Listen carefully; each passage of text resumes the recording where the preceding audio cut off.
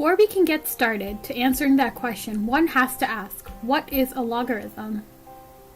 So basically, logarithmic functions are the inverse of exponential functions, which is a function where x is raised to another number or equation. In other words, if you wanted to find the inverse of an exponential function, you would need to find the logarithm of x. So now that we know that, let's go on to answer whether or not logarithms were invented or discovered. The concept of logarithms were developed independently by John Napier, a Scottish mathematician, and Jos Bürgi, a Swiss clocksman. Napier's logs were published in 1614, while Bürgi's logs were published 6 years later in 1620. But let's go back to 1000 to 2000 BC, when the Babylonians first invented the quarter square multiplication algorithm.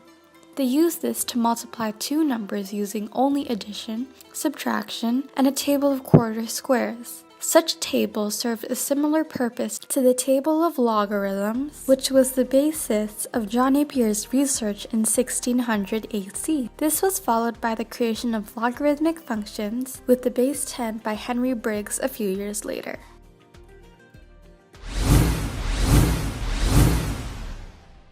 When looking at mathematical processes, one must remember that it is oftentimes an invention of an idea, but a discovery of a method. Because the invention of the idea came from the preceding knowledge that there must be a simpler way to achieve an idea, invention comes from creating the idea on one's own demeanor based on or without prior knowledge. But a discovery is finding something that has already existed beforehand. The concept of an invention is not always clear-cut. Oftentimes, discovery and invention go hand in hand.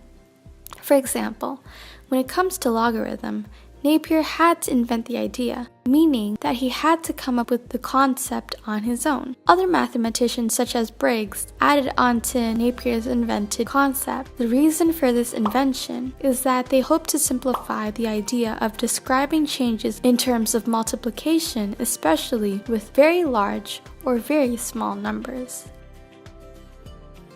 Contrary to popular belief, math is not always an area of knowledge where everything is set in stone, especially if a mathematical idea is just being introduced.